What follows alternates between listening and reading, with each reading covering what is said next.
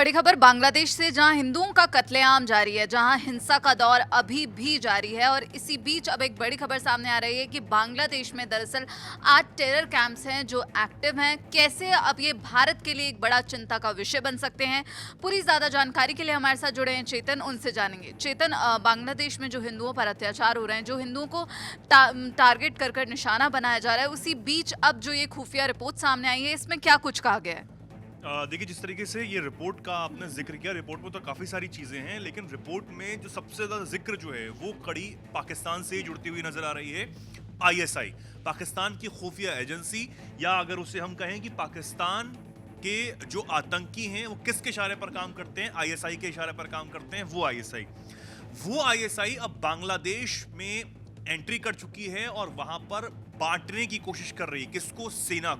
सेना को अलग अलग खेमे में बांटने की कोशिश, ताकि वहां की जो सुरक्षा व्यवस्था है वो कमजोर हो जाए और आतंकियों की जो पैठ है वो बांग्लादेश में तेजी से बढ़े।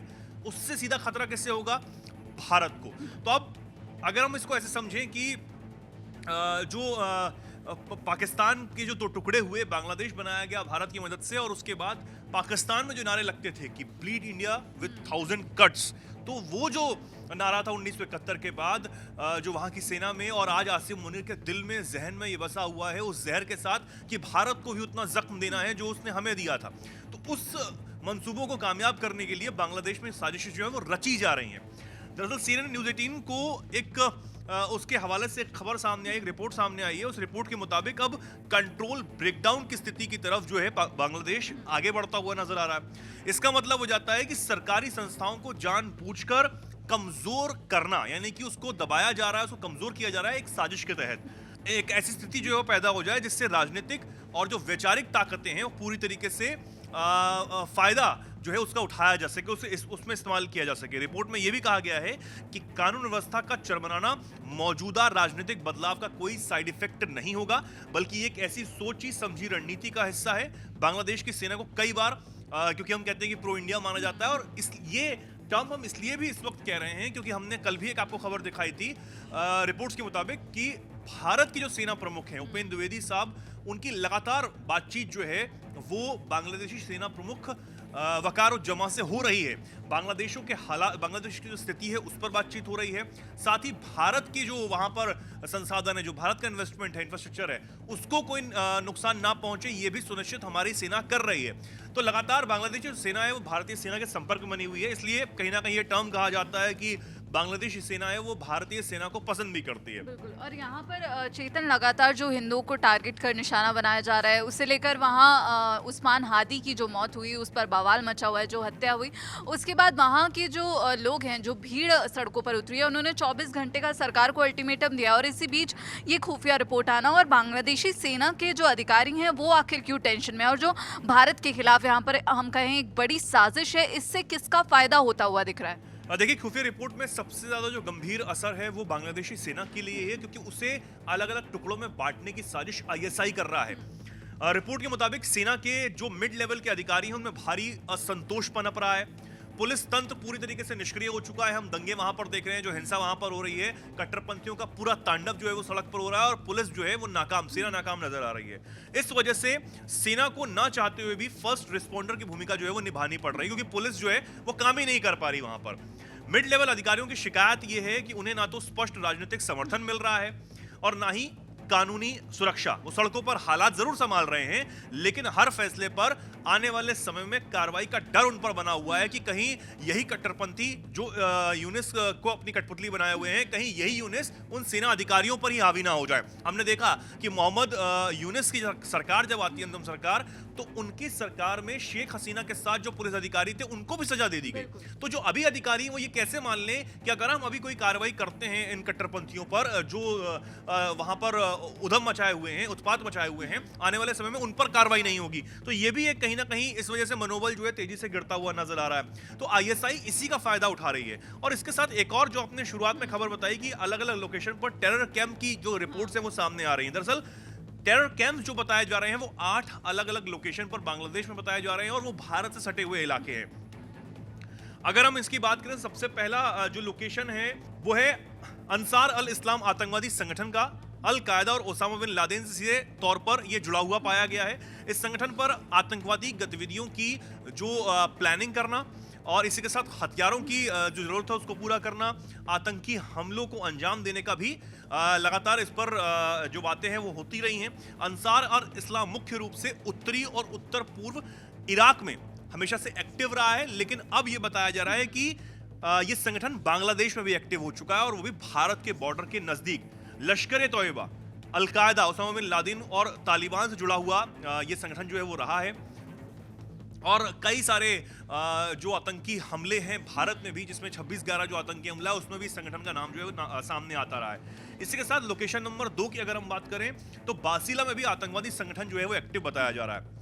कौन सा संगठन एक्टिव है इस लोकेशन पर, इसकी फिलहाल कोई जानकारी नहीं है, लेकिन यह साफ है कि यहां भी एक आतंकी संगठन जो है वो एक्टिव हो चुका है। लोकेशन नंबर 3 की बात करें तो जानकारी के मुताबिक बांग्लादेश के तामीर और मिल्लत मदरसा लोकेशन पर भी एक आतंकवादी संगठन फुल एक्टिव है और इस लोकेशन पर जो इस्लामी छात्र संघ है और ISI है उसके साथ मिलकर ये अपनी प्लानिंग प्लॉटिंग यहां पर करते हुए नजर आ रहे हैं। अगर हम देखें तो इस्लामी छात्र संघ बांग्लादेश की जमात ए इस्लामी का छात्र संगठन है, जिसकी जड़ें पूर्वी पाकिस्तान के पूर्ववर्ती संगठन जो है इस्लामी छात्र संघ यानी ICS में भी है, जिसने बांग्लादेश की आज़ादी का विरोध किया था। वो नहीं चाहता था कि बांग्लादेश अलग हो पाकिस्तान से और इसी को ISI अब आधार बनाकर बांग्लादेश में अपनी पैठ जो है बढ़ाता हुआ नजर आ रहा है। लोकेशन नंबर 4 की हम बात करें तो मोहम्मदपुर मदरसा लोकेशन पर भी आतंकी संगठन बांग्लादेश में एक्टिव है। इसी के साथ चटगांव वाला इलाका, चटगांव जो पहाड़ी क्षेत्र है यहां पर भी एक आतंकवादी संगठन एक्टिव बताया जा रहा है।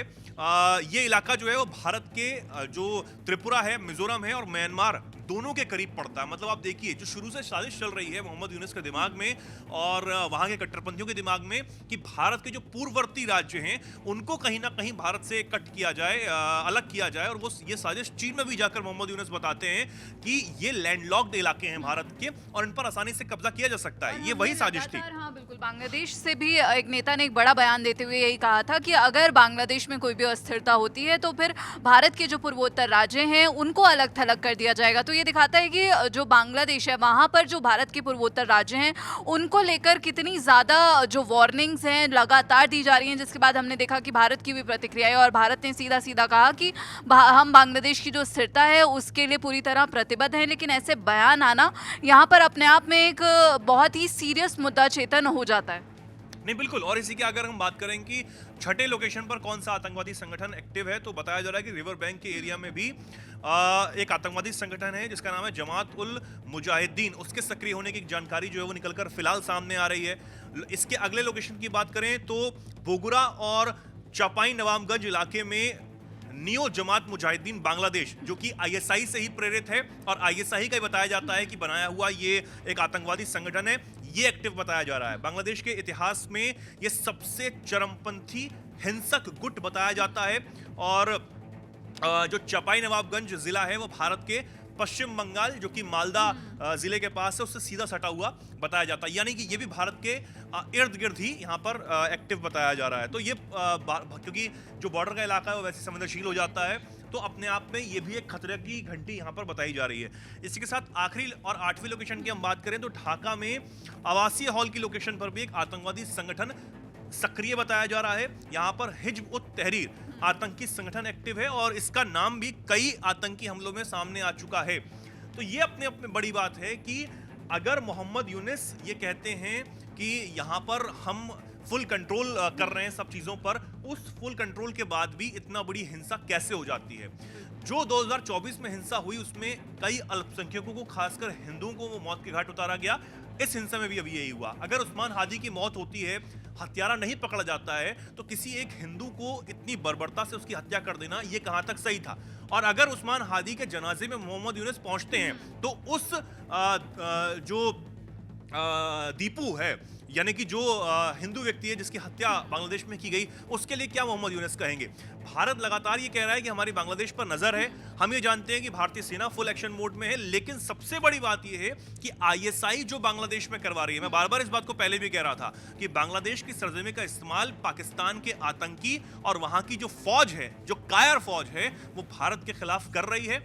आतंकी जो हैं वहां पर जाकर स्पीचेस दे रहे हैं और जिहाद की बात करते हैं, तमाम और भी चीज़ों की बात करते हैं। खैर, ये सबसे बड़ी बात अब यही नजर आ रही है कि अगर लोकतंत्र जल्द बांग्लादेश में बहाल नहीं किया गया तो आने वाला समय बांग्लादेश के लिए बहुत ज़्यादा खराब हो जाएगा, क्योंकि पाकिस्तान अभी भी उसी सोच के साथ जी रहा है, आसिम मुनीर उसी सोच के साथ जी रहा है कि भारत को कैसे नुकसान पहुंचाया जाए। और लगातार बांग्लादेश से तस्वीरें भी आ रही हैं जिससे ये साफ हो जाता है कि जो भारत विरोधी सोच बांग्लादेश में पनप रही है वो बहुत ही ज़्यादा यहाँ पर हिंसक होती हुई दिख रही है। और लगातार जो है हिंसक प्रदर्शन वहाँ सड़कों पर हो रहे हैं और बांग्लादेश में हिंदुओं को जो टारगेट कर कर चुन चुन कर जो वहाँ पर उनको मौत के घाट उतारा जा रहा है, ये अपने आप में एक बड़ा मुद्दा है। और लगातार जो भारत में ही आक्रोश नहीं है, दुनिया भर में अब इसे लेकर जो है गुस्सा वो अब और ज़्यादा बढ़ता हुआ दिख रहा है। भारत लगातार इस पर अपनी नजर बनाए हुए है और बाकी बांग्लादेश से जो भी जुड़ी खबर आती है हम आप तक पहुंचाते रहेंगे। लेकिन यहाँ पर अब बांग्लादेश की धरती पर जो भारत के खिलाफ बड़ी साजिश रची जा रही है आईएसआई के द्वारा, उस पर आप क्या कुछ सोचते हैं हमें कमेंट बॉक्स में जरूर बताइएगा।